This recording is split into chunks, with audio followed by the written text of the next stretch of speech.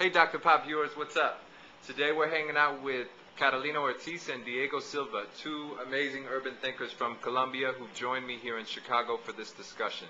And today we're talking about two amazing mayors from Colombia's recent history. Yeah, so when you hear about Colombia, you have in mind drugs and violence.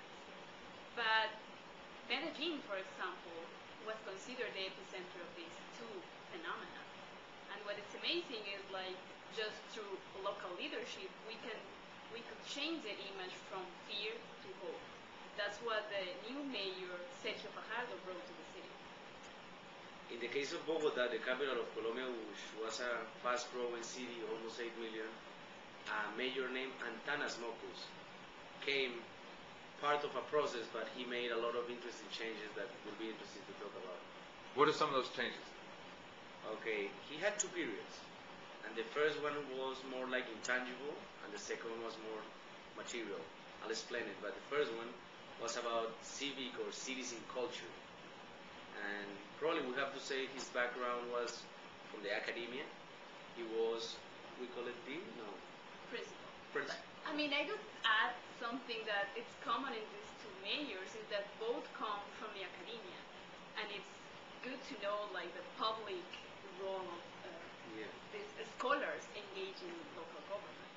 And somehow was an answer of the dynamics that were taking place in the country. But okay, Antanas Mocus, the first period he wanted to teach people how to behave in the city, how to use space, how to share collectively the city space. Example, pedestrian crossings. Colombia's 1980s, big cities, chaos, people crossing streets all over. When he came, he hired mimes, mimes, and he put them on the corners. And if you cross the street not in the corner or using the zebra crossing, the mime will follow you and make fun of you while you were walking home. Of course, that was annoying. So many people stopped crossing streets wherever they wanted, and they started using the corners. Now, if you go to Bogota and you climb a building, you will see how people cross like in any other cities. And it happened only in 2 years. But it was a very powerful message that this mayor sent by he dressing up as a superhero called the super citizen. So he was representing a change and how the mayor is the one that embodies what the public good is. Wow. Another good thing is, okay, we use, and I think we still, but it changed a lot. We used to drive really crazy. We don't respect stop signs and these things, but we like soccer. So he issued two cards. One side of the card was this, and the other side of the card was this one. And instead of cursing or saying bad words when you were on the street, each citizen or driver had those cards. So when somebody was driving or doing something bad on the street, you just took the sign you would like to show and you say, if somebody helped you, you show them. And if somebody did something wrong, it was like that. I was a kid when that happened, and I remember asking my dad, let me use the car because this guy was fine or he wasn't. And it really changed the way people behave in the city while driving. And also something really amazing in the case of Bogota is when he declared the Women's Night. So it was dramatically how violence acts decreased just for one night of having women in control of the city's night. So all that night meant we weren't allowed to get out of the streets. So how was it? Only women on the streets. I wasn't there, but the reports that I saw, they had an awesome night. That was the first day that women really feel safe and free to be wherever they wanted. So all the bars and police officers, everybody in the street were women. Yeah, that was like that.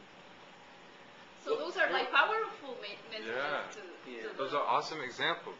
So we're wrapping up. What is one or two other things that you think that Dr. Pop viewers should know about amazing Colombian mayors from the past? Okay, we haven't talked about Medellin, but Catalina's mentioned this introduction at the beginning, but I would like to say to the audience, Medellin was not only violence and drug.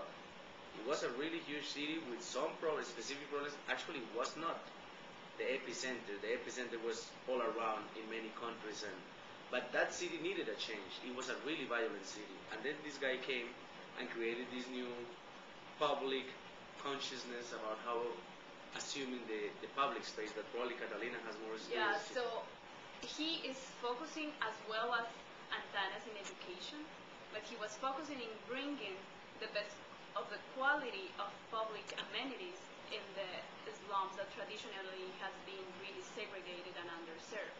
So the best designers, for example, built the most amazing public libraries and public parks in all the spaces and neighborhoods that have been really deprived and were originated as an informal settlement. I would add that for the libraries, transportation. As well. The subway system or the metro system used to connect not the wealthy but the core activities places of the city. And he connected the slums with cable cars. So nowadays, somehow the city, it doesn't matter what's your income, you are kind of well connected to the transportation system.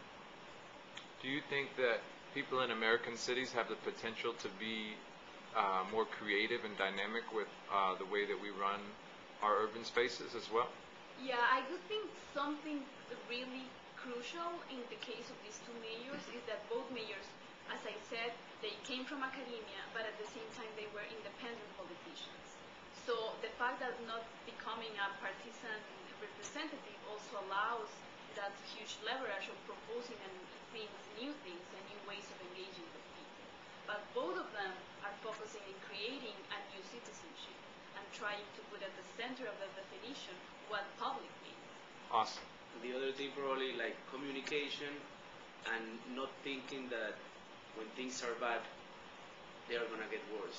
It was the case of Colombia. I mean, we just tried hard, we worked collectively, and somehow those cities agreed in some issues to start walking the same path to improve their So nowadays, Colombia, Bogotá and Medellin, after these local transformations, they have become from being the worst example to become even the side from best practices. And every year we have visitors trying to understand how the public transportation is working, how the system of public libraries is working, and that regard is also something that we can offer to different people that is interested in changing things. Thank you both so much for your time. Thank you.